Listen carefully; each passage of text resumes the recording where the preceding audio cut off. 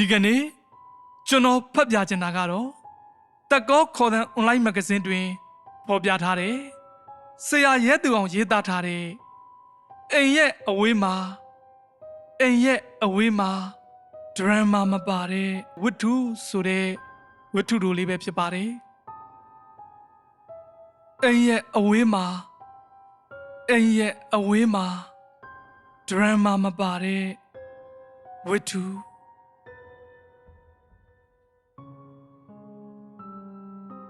အမေကိုကြော့နေရင်ကရင်ပတ်ထဲမှာတဆစ်စစ်နာကျင်လာတယ်အမေကိုဒီတသက်ပြန်တွေ့ဖို့မဖြစ်နိုင်တော့ဘူးဆိုတဲ့အတွေးကလည်းအသေးစိတ်ထဲတစ်ချိန်လုံးရိုက်ခတ်ဆိုးမိုးလို့နေခဲ့တယ်လက်ကျန်ဘဝနေ့ရက်တွေကိုအဲ့ရထဲမှာပဲကုံလုံးဖြတ်တန်းနေရတဲ့အမေဟာကျွန်တော်ကိုတွေ့ကြီးကြည့်ငေးလို့ဒီလိုနဲ့အမေဟာတဖြည်းဖြည်းလုံးပါတော့မှာကိုကျွန်တော်သိနေပါတယ်အမေအတွက်နေ့ရက်တွေများဆဆကြံရှိပါတော့မလားအမေနှကမ်းပါးတွေကတလုံးအဝေးကြီးစီထွက်သွားရတော့မယ်ကျွန်တော်အတွက်ကျမ်းမာပါစေဘေးကင်းပါစေဆိုပြီးတော့များစုမုန်နေချွေနေရောတလားတနေ့တခြားအသိစိတ်အာယုံခံစားမှုရော့ကြလာတဲ့အမေဟာတခုခုပြောပြီးဆိုအတန်မထွက်နိုင်ခဲ့တာကြာပါပြီဘဝတစ်ခွေမှာမမျော်လင့်ပဲရုတ်တရက်ခွဲခွာဖို့ဖြစ်လာရတာမို့အဖေကမျက်နှာမကောင်းသလိုအမဖြစ်သူကလည်းမျက်ရည်လဲရွှဲနေကျွန်တော်ကရောဘာထူးသေးလို့လဲလူမမြင်ကြွယ်ရမှာယောက်ျားတံမဲကြိတ်ငိုခဲ့ပြီးမဟုတ်လားအစအရာရာဂယုစိုက်ပါငါသားလို့အဖေကနောက်ဆုံးနှုတ်ဆက်စကားလို့မှာကြတယ်အမကတော့အိမ်ကိုအမြဲဖုံးဆက်ဖို့ပြောတယ်အမေကိုဂယုစိုက်ကြဖို့မှာပြီးမငုံမိခင်အဝေးပြေးကားဂိတ်စီကျွန်တော်ထွက်လာခဲ့လိုက်တယ်ဒီလိုနဲ့အိမ်ရဲ့အဝေးစီသားတယောက်ထွက်ခွာခဲ့ရပါတယ်ဒီလိုနဲ့အိမ်ရဲ့အဝေးမှာကျွန်တော်ဟာဘဝကိုကြုံတယ်လို့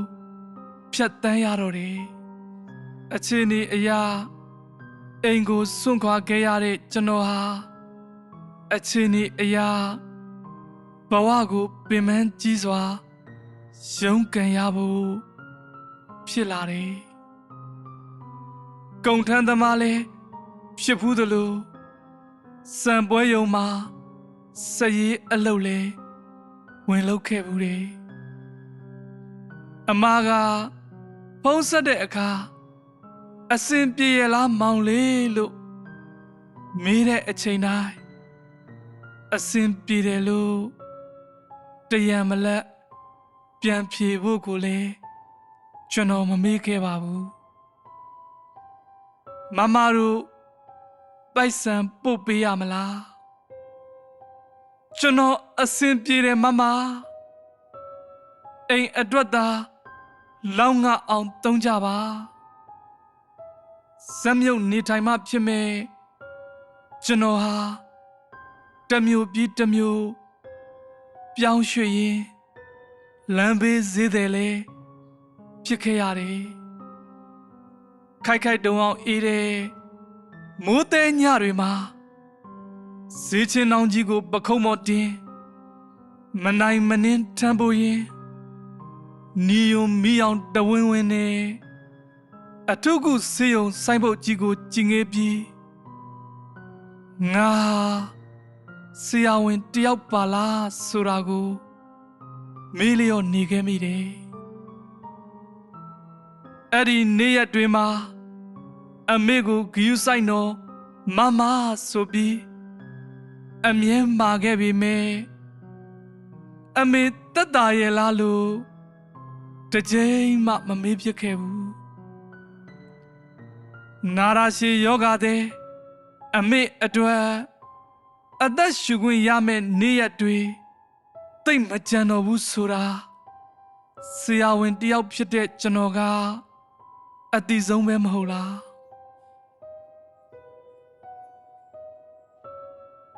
ဒီလိုနဲ့နေ့ရက်တွေသာရှည်လျားလာခဲ့တယ်တနေရာပြီးတနေရာရွှေ့ပြောင်းနေထိုင်ရင်ကျွန်တော်ခြေလမ်းတွေကိုလွတ်မြောက်နေမြေတနေရာစီဥတီစေခဲ့တယ်တကူစားလွတ်မြောက်ဖို့ဇက်မြုပ်ပုံခုခဲ့တဲ့နေ့ရက်တွေမှာအစင်သဖြင့်ခံစားခဲ့ရတဲ့လိပ်ပြာမလုံစိတ်ဟာလေအ내အကျဉ်းများရော့ပါလာခဲ့ရပြီလွတ်မြောက်နေမြေဆိုပေမဲ့လေရင်တန်ကိုနားစွန့်နေရတဲ့ဒေတာတစ်ခုပေါ့စိတ်တူကိုယ်တူဝင်နေနေရဲ့ပူပေါင်းပါဝင်မှုနဲ့အတူရင်မှတ်မှာကြည်တင်ပြီးအဆုပ်အတွင်းသွေးထွက်လွန်ခဲ့ကြတဲ့ရဲဘော်တွေကိုလည်းကယ်တင်နိုင်ခဲ့တယ်လို့မြေမြုံမိုင်းကြောင့်ဘိုက်အတွင်းကလေးစားတွေထိခိုက်တဲ့အထိဒဏ်ရာပြင်းထန်ခဲ့တဲ့လူနာတွေကိုလည်းအသက်ရှင်ကျန်အောင်ကြိုးပမ်းနိုင်ခဲ့ကြတယ်ဒီလိုပဲကိုမျက်စိရှေ့တွင်တိမ်ပါသွားခဲ့ရတဲ့ရဲဘော်တွေပြည်သူတွေကိုတွေ့ရတိုင်းလဲမချစ်တင်ခဲ့ကြေကွဲရပြန်နေခွဲစိတ်ခန်းနဲ့အကြိမ်ကြိမ်ဝင်ပြီးခြေသလုံးတွေညောင်းညာကြိုက်ခဲတဲ့အထိခွဲစိတ်မှုတွေအလီလီလုံနေရပေမဲ့ကျွန်တော်ဟာမောပန်းနွမ်းနေရကောင်းမှန်းမသိခဲ့ဘူးကိုတံမိုးကိုအပြည့်အဝအသုံးချခွင့်ရတဲ့လွတ်မြောက်နေမြေစီပို့ဆောင်ပေးခဲ့တဲ့ကံကြမ္မာကိုသာကျေးဇူးအထက်ထက်တင်မိခဲ့တယ်ဒီလိုနဲ့တနေ့မှာတော့ကျွန်တော်တာဝန်ထမ်းဆောင်နေတဲ့ဆေးရုံကလေးစီဒေါ်မေရှင်ဆိုတဲ့လူနာတဦးရောက်လာခဲ့ပါတော့တယ်ဒေါ်မေရှင်ကိုမြင်မြင်ချင်းမှာကျွန်တော်ဟာအမေကိုပို့ပြီးလွမ်းမိသွားပါတယ်ဒေါ်မေရှင်ရဲ့အသားအရည်မျက်နှာကျပုံနဲ့ကိုယ်လုံးကိုယ်ပေါက်ကအမေနဲ့တော်တော်ကြီးစင်နေခဲ့တာကိုဒီတော့အမေကိုလွမ်းတမိတာမဆန်းဘူးပေါ့လေဒေါ်မေရှင်ဆိုတော့အဆိုတော်မင်းသမီးကြီးပေါ့ကျွန်တော်ကအဲ့ဒီလိုစနောက်တော့အမေကြီးကကျွန်တော်ကိုမျက်စောင်းထိုးပါတယ်ပြီးတော့ကျွန်တော်ကိုချက်ချင်းလက်ငင်းပြန်နောက်တယ်တချင်းတွေစိုးပြလိုက်လို့ဆရာလေးနားကြီးသွားရော့မယ်ကျွန်တော်သဘောကျစွာရဲမိတယ်နားထောင်ရကြည်သေးဗျာဆိုပြီးကျွန်တော်ပြုံးပြုံးကြီးပြန်ပြောမိပါတယ်တကောင်ရဲ့ညတညမှာအမေတစ်ခုသားတစ်ခုနေထိုင်ကြတဲ့အိမ်လေးပေါ်ကောင်းငင်ရံကနေလက်နက်ကြီးဆိုတဲ့အရာစိုက်စိုက်မြိုင်မြိုင်ကြားရောက်လာခဲ့တယ်အမေသားဘုံမောင်ကလည်းခုထိဘာလို့မလာပါလိမ့်နော် ဘာတွေအလုရှုပ်ပြီးအမေကိုပြစ်ထားရတာလည်းမသိပါဘူးစေယုံရောက်တဲ့နေ့ကစလို့သူ့သားနာမည်ကိုတပြီးရင်တနေခဲ့တဲ့အမေကြီးဒေါ်မီရှင်ဟာလက်နက်ကြီးကြောင့်သားဖြစ်သူပွဲချင်းပြီးတေဆုံးခဲ့ရတာကိုမသိရှာသေးပါဘူးအမေကြီးနဲ့ပါလာကြတဲ့ဆွေမျိုးသားချင်းတွေကသားသေးတာသိရင်အဖွားကြီးယူသွားလိမ့်မယ်ဆိုပြီးတဖွာဖွာပြောကြတယ်လက်နက်ကြီးကြောင့်ဦးကောင်းနောက်စေမှာစုပ်ပြဲတန်ရအကြီးကြီးရခဲ့ပေမယ့်ကံကောင်းထောင်းမလို့အမေကြီးက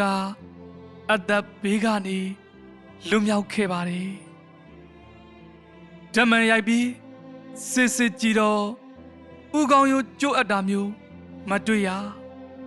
ဒီကံမရောက်တမပြောက်တဲ့ဒေါ်မီရှင်ပေါ့ဒါတောင်အမေကြီးကနိုင်ဝက်လောက်တတိလစ်သွားသေးတယ်ဆိုပဲအမေကြီးဖြင့်မသိလိုက်ပါဘူးအသိစိတ်ကတ်တဲ့အချိန်မှာအမေကြီးကားပေါ်ရောက်နေမှန်းသိလိုက်ပြီစိတ်လိုလဲရပြန်ပြောပြနေတဲ့အမေကြီးရဲ့မျက်ဝန်းတွေကကြည်ကြည်လဲလဲတော်ယုံလောကရန်ကိုခန္ဓာရှိရှိဖြတ်တန်းနိုင်မဲ့တည်ငြိမ်မှုမျိုးနဲ့အမေကြီးကဒဏ်ရာကိုထုံစင်းနဲ့ချုပ်နေတုန်းကတောင်တစ်ချက်ကလေးမှမငြင်းညူခဲ့သူဘုံကြလို့နာတာထက်ဒီဆေးရုံလာဖို့ကားစီးရတာကကြော့တောင်အောင်နေဆရာလေးရဲ့အမေကြီးကအဒီလိုလဲဟာတညံရှင်နေသူပါတားဖြစ်သူကိုလွမ်းတဲ့စိတ်နဲ့မျက်နာကဆွေးရိတ်တန်းနေတတ်ပေမဲ့ကျွန်တော်တို့ဆရာဝန်ဆရာမအဖွဲ့တွေဝက်ရှလောင်းလှည့်ချိန်တိုင်းရေရေမောမောစကားပြောဆိုလေးရှိတယ်ဘယ်တော့စေယုံဆင်းရမှာလဲဆိုတဲ့မိကွန်းကတော့စေယုံရောက်တဲ့နေ့ကစလို့ကလေးပေါက်စာမုံပူစားတယ်လို့တဖွားဖွားပြောတဲ့စကားဖြစ်ပါတယ်ဖြစ်ဖြစ်ပေါ်အမေကြီးရဲ့ချုပ်ရိုးဖြေပြီးတဲ့အခါပြန်ရမှာပေါ့အမေကြီးကိုကျွန်တော်တို့ကနှစ်ရှည်လာများခေါ်မထားပါဘူးအမေကြီးကရောက်တဲ့အရက်ပျော်အောင်နေတတ်ပါတယ်အိမ်မှာကဖိုးမောင်တယောက်သေးရဲ့အမေကြီးကိုနှစ်သိပ်ဖို့ရာကျွန်တော်မှာရုတ်တရက်စကလုံးရှာမတွေ့ပါဟမ်မပြတ်အောင်ကြိုးစားရင်မကြခင်ပြန်ရမှာပေါ့အမေကြီးဆိုပြီးပြန်ပြောလိုက်ရတယ်အာရှိမာအနာကြက်မှာနော်အိမ်စောစောပြန်ချင်းထမင်းများများစားရမယ်တာလွန်စိတ်နဲ့အစားမဝင်နဲ့အမေကြီးကိုချော့မော့ပြောရတယ်နောက်တနေ့မနက်မှာထမင်း3 ပကံတောင်စားပစ်လိုက်ပြီဆိုပြီးအာပါတရာပြောနေပြန်သေးတယ်မျက်နာမှာတနခါအပြည့်နဲ့စပယ်ပန်းတွေဝေးနေအောင်ပန်ထားတဲ့အသားဖြူဖြူအမေကြီးကတကယ့်ကိုကလေးလေးလိုမနှက်ပြန်ချုပ်ရိုးဖြေပြီးတဲ့အခါအနာကောင်းရင်တပတ်ခါဆိုအိမ်ပြန်လို့ရပါပြီကျွန်တော်ပြောလိုက်တော့အမေကြီးမျက်နာကတိတိတသာဝင်းပါသွားတယ်တသက်တာခိုလုံခဲ့တဲ့အိမ်ဆိုတာအကောင့်ပကတိမရှိတော့ဘူးဆိုရင်တောင်လူတိုင်းအိမ်ပြန်ကျင်ကြတာပဲမဟုတ်လားအမေကြီးရဲ့ချုပ်ရိုးကကောင်းတော့အိမ်ပြန်ဖို့သာကြံမာတော့တယ်အမေကြီးကိုယ်တိုင်လည်းအပြုံးနေတဝေဝေနေကျွန်တော်တို့စေယုံဝန်ထမ်းတွေကိုကျေးဇူးတင်စကားဆိုရင်အမေကြီးဟာစကားတွေပေါင်ဖွဲ့လို့မဆုံးနိုင်မိုးလေးတစ်ဖွဲဖွဲကြာနေတော့မိုးတွေဆွေနေတာ3-4 ရက်လောက်နေပါအောင်လားဆိုပြီးကျွန်တော်စလိုက်တယ် ဒီမို့လောက်တော့အမေကြီးကမမှုပါဒီနေ့တော့အိမ်ကိုရောက်အောင်ပြန်ရမယ်အမေကြီးရဲ့စကားသံမှာအခိုင်အမာတန်တိတ်တန်ချထားတဲ့ဟန်ပန်အပြေးလိုင်းကားပေါ်မတက်ခင်အမေကြီးကကျွန်တော်ကိုစူးစိုက်ကြည်ငေးရင်းပြောလို့ပြောတာမဟုတ်ဘူးဆရာလေးကအမေသားကြီးဖိုးမောင်နဲ့ရုပ်ချင်းစင်နေဖိုးမောင်လဲအသားညိုညိုပိန်ပိန်ပါပါပဲအော်အမေကြီးရဲ့အမေနဲ့တူတဲ့အမေကြီးမှာကျွန်တော်နဲ့တူတဲ့သားတစ်ယောက်ရှိတယ်တဲ့လားအခုလိုမိုးသက်တဲ့မနက်ခင်းတစ်ခုမှာပဲမမကကျွန်တော်စီငိုတန်ကြီးနဲ့ဖုံးဆက်လာခဲ့တယ်မောင်လေးရေအမေဒီမနက်မှာပဲဆုံးသွားပြီတဲ့ခုလိုမိုးတဲ့မနက်ခင်းတစ်ခုမှာကျွန်တော်ဟာအမေနာရေးသတင်းကိုမျက်ရည်ဆက်လက်ကြားနာခဲ့ရဘူးတဲ့ခုထိလဲကျွန်တော်ကအမေမရှိတော့တဲ့အင်္ဂလိပ်ရဲ့အဝေးမှာရဲသူအောင်